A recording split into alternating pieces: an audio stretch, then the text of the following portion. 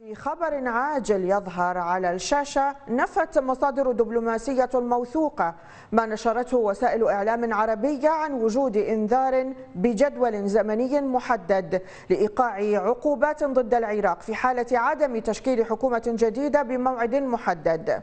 ونقل المراسل السياسي عن المصادر ذاتها